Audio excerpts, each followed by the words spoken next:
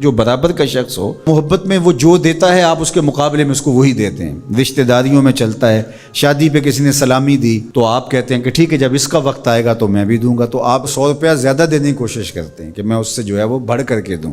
تو برابر میں تو یہی ہوتا ہے، تحفہ دیا تو مقابلے میں تحفہ دیا۔ لیکن ایک غریب آدمی ہے، اس کو ایک امیر آدمی اس کی ضرورت کو پورا کرتا ہے تو وہ اب کہے کہ میں بھی اس کو دوں تو وہ کہاں سے دے گا؟ تو پھر وہ کیا کرے گا؟ وہ اس کو اس کے بدلے میں دعائیں دے گا، چونکہ وہ اس پیسوں کے بدلے میں وہ اسے کچھ نہیں دے سکتا، دعائیں دے سکتا ہے۔ تو جو برابر کے ہوں وہ تو تحفے کے بدلے میں تحفہ دیتے ہیں۔ اللہ نے نعمتیں عطا کی اور ہم اس کے بدلے میں اس کو کوئی نعمت دے سکتے ہیں؟ وہ تو محتاج نہیں اور نہ ہم دے سکتے ہیں۔ تو پھر کیا کہا؟ احب اللہ لما یرزقکم من نعمہ، وہ تمہیں نعمتیں دیتا ہے تو محبت کیا کرو اس سے۔ یہ تقاضا ہے کہ تم اس سے پیار کرو، اور یہ محبت شکرانے کی صورت ہوگی، شکرانے کا رنگ ہوگا۔ اس نے تمہاری محبت کے بغیر تم سے محبت کی، تمہیں تخلیق کیا، تمہارے مطالبے کے بغیر تم کو نعمتیں دی، اب تم سے کہا کہ تم بھی اب پیار کرو۔ اب جب تم پیار کیا تو یہ اس کا بدلہ کیا ٹھہرا؟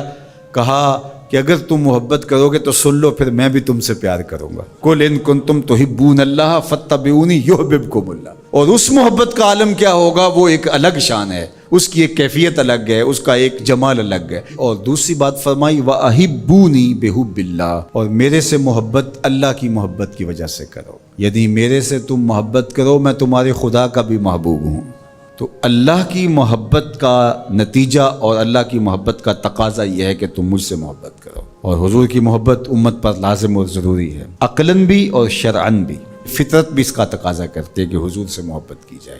اب تیسری بات جو حضور نے ان کے بعد ارشاد فرمائی، وَأَحِبُّوا أَهْلَ بَيْتِي بِحُبِّي، اور میرے اہل بیت سے میری وجہ سے پیار کرو، تقوی کی وجہ سے، طہارت کی وجہ سے، نمازوں کی کثرت کی وجہ سے، علم کی وجہ سے۔ بہت ساری خوبیاں ہیں جس کی وجہ سے لوگ لوگوں سے پیار کرتے ہیں، صالحیت کی وجہ سے پیار کیا جاتا ہے۔ یہ خوبیاں تو کسی میں بھی ہوں، آپ اس سے پیار کریں گے؟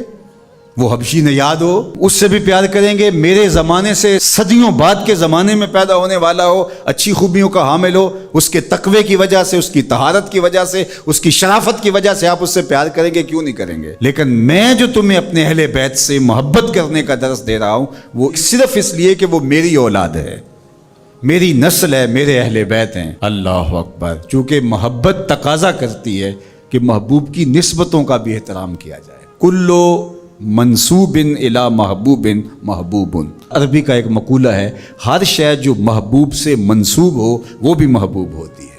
یہ محبت تقاضا کرتی ہے، یہ محبت ہمیں سکھاتی ہے کہ محبوب سے منسوب چیزوں کا بھی احترام کیا جائے، ان کی تعظیم بجا لائی جائے۔ تو کہا میری اولاد سے، جو میری نسل ہے اس سے پیار کرو، میرے اہل بیت سے پیار کرو، بے حبی، میری محبت کی وجہ سے، میری الفت کی وجہ سے۔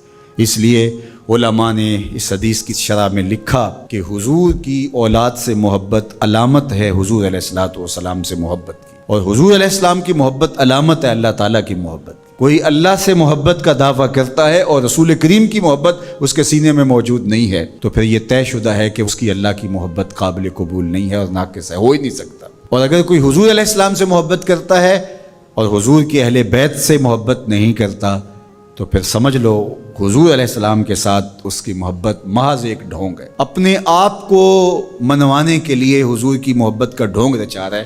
حقیقی محبت حضور کے ساتھ اس کو ہو ہی نہیں سکتی اگر حضور کی اطرت کے ساتھ محبت، حضور کی اولاد کے ساتھ محبت نہیں ہے۔ اور اسی طرح یہ بات بھی سمجھ لیں کہ حضور کے اصحاب سے محبت یہ تقاضا ایمان ہے۔ اگر صحابہ کا ذکر قلب کی تکلیف کا سبب بنتا ہے اور طبیعت میں گھٹن پیدا ہوتی ہے تو پھر سمجھ لو کہ حضور علیہ السلام سے جو محبت کا رشتہ ہے، حضور علیہ السلام سے جو الفت کا ربط ہے وہ بہت کمزور ہے، اور محبت قابل قبول ہی نہیں ہے حضور کی اگر اصحاب رسول سے پیار نہیں۔ حضور کے مشکات نبوت سینہ نور سے پھوٹنے والی کرنیں ہیں اصحاب رسول صلی اللہ علیہ وآلہ وسلم۔ اسی طرح حضور کی نسل ہیں، حضور کا جزو بدن ہے، حضور کی اولاد اور حضور کی نسل۔ فاطمہ میرے جگر کا ٹکڑا کہا گیا، حضور نے فرمایا بضعۃ منی، میرے جگر کا ٹکڑا ہے۔